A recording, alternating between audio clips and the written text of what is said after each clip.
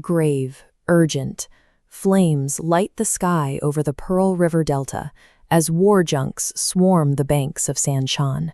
It is 1809, and the attacker's captain has promised 10 silver coins for every villager's head. The village's hastily built palisade completely fails them. Their only cannon explodes in their faces. Their leader is stabbed in the back, and a lone survivor throwing dust from a rooftop is eventually brought down by spears. For 3 days, the attackers loot the remains. 2,000 people are killed. And when the invaders finally sail away, they leave the village burning, with 80 severed heads hanging from a banyan tree. These villagers live in the wealthiest, most heavily populated nation on Earth. The Chinese Empire has been running a highly sophisticated operating system for over 2 millennia.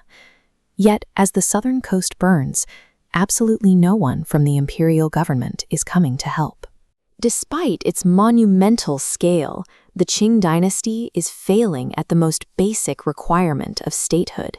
It can no longer project power, and it can no longer protect its own people.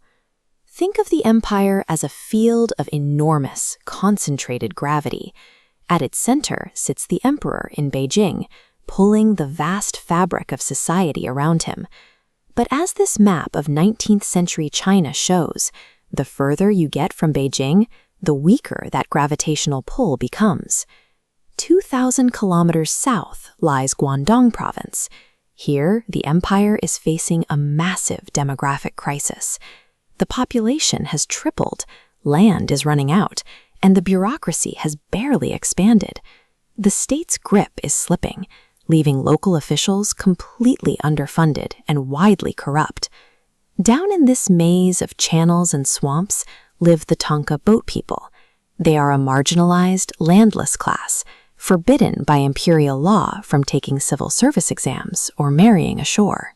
To survive, they live out their entire lives on wooden junks, piecing together a living through seasonal fishing, hauling cargo, and occasionally smuggling. When an entire demographic is systematically denied legal rights and economic opportunity by their government, they don't simply vanish. They build an alternative society of their own on the margins. Somewhere in this drifting world, a Tonka girl grows up working on a floating brothel. By 1801, she marries a powerful pirate named Zheng Yi, becoming known as Zheng Yi Sao, and her timing is impeccable. Vietnam has just ended a long civil war, and highly trained, jobless mercenaries are flooding back into Chinese waters armed to the teeth. The local waters are suddenly chaotic, with rival pirate gangs fighting each other and destroying their own profits. So Zheng Yi and Zheng Yi Sao do the most rational thing possible. They incorporate. They organize the chaos into a unified confederation of 6 major fleets, sharing loot and settling disputes in a central court. In 1807, Zheng Yi dies suddenly. Before the resulting power vacuum can tear the fleets apart, Zheng Yi Sao steps in. She solidifies her absolute command over the Confederation by executing a move that absolutely scandalizes Confucian society. She marries her late husband's adopted stepson, Zheng Bao, placing him at the head of the powerful Red Flag fleet. Now in total control, she implements a strict legal code. Every piece of loot must be inspected and registered. The capturing pirate keeps 20%, while the rest goes into a common treasury to fund ship repairs and pay out social welfare to injured crewmen. Insubordination results in immediate decapitation, and anyone who rapes a captive is executed. She then moves to monopolize the local economy. Salt merchants start paying the pirate convoys instead of the imperial ones for safe passage. She even opens physical tax purrs directly in the city of Guangzhou, where merchants can pay a fee for a pirate-issued passport. Zheng Yi Sao has constructed a parallel state, an efficient system of welfare and taxation that outgoverns the Qing on their own coast.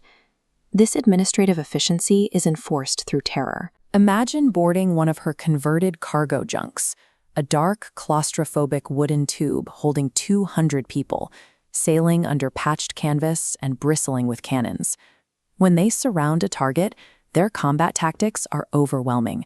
3-man teams work heavy jingle guns. Fighters drop explosive stink pots full of liquor and gunpowder from the high masts. and boarding parties leap onto enemy decks, wielding long-handled knives and 9-meter bamboo pikes. Captured Imperial Navy crews receive no mercy. The pirates nail their feet directly to the wooden planks. In one documented instance, a pirate cuts open a Navy officer's chest, pulls out his heart, and bites into it like a piece of fruit, a piece of practical magic meant to consume the enemy's courage. This horrific violence serves a distinct, calculated purpose. It guarantees that the next merchant ship surrenders instantly and ensures that coastal towns pay their protection taxes the moment the fleet arrives.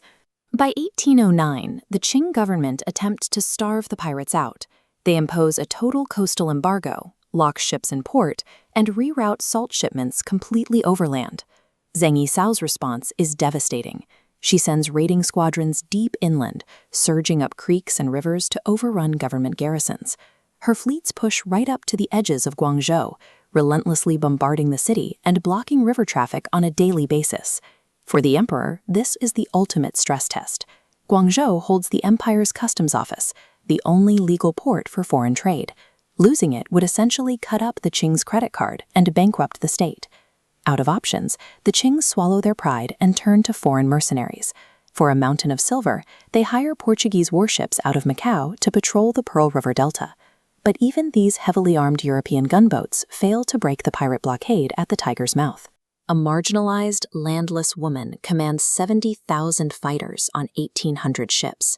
She has successfully humiliated the largest empire in Asia and proven that the legitimate state no longer owns its own waters. The cracks in the Confederation finally appear from within. A pirate commander named Guo Podai, who spent years harboring a bitter jealousy over Zhang Bao's rapid promotion, turns on his allies. His Black Flag fleet clashes with the Red Flag, and within weeks he takes his captured trophies to the Qing and surrenders in exchange for a government job. Zheng Yi Sao reads the shifting tides perfectly. Before the Qing can pick her remaining commanders off one by one, she personally marches into Macau, leading thousands of her followers to the government offices to demand peace. Because she still controls the bulk of the firepower, she extracts incredible terms. 17,000 pirates receive amnesty. She gets to keep her ships to use for legal maritime trade, and her husband is granted an official rank as a naval officer. She spends the next 3 decades running a gambling house and living comfortably until she dies peacefully at the age of 69. She is one of the only pirate lords in human history to successfully cash out her criminal monopoly by knowing exactly when to fold her hand. For the Qing Dynasty, granting amnesty to a pirate queen is a hollow victory. The conflict permanently exposes the sheer weakness of their coastal defenses. 30 years later, British warships return, easily shattering those same defenses to force open Chinese markets and trigger the Opium Wars. The ensuing geopolitical damage lasts over a century. The Qing Dynasty collapses entirely in 1911, and foreign colonial presence lingers in places like Macau all the way until 1999. And the core dynamic Zheng Yi Sao exploited has never gone away. When a modern state collapses, the vacuum is filled by whoever is armed and waiting on the edge. From the Asian financial crisis causing a massive spike in attacks in the Singapore Strait, to desperate Somali fishermen taking over shipping lanes, piracy is a mechanism of alternative governance. It will always emerge to tax, control, and rule the moment a legitimate state retreats and leaves a vacuum.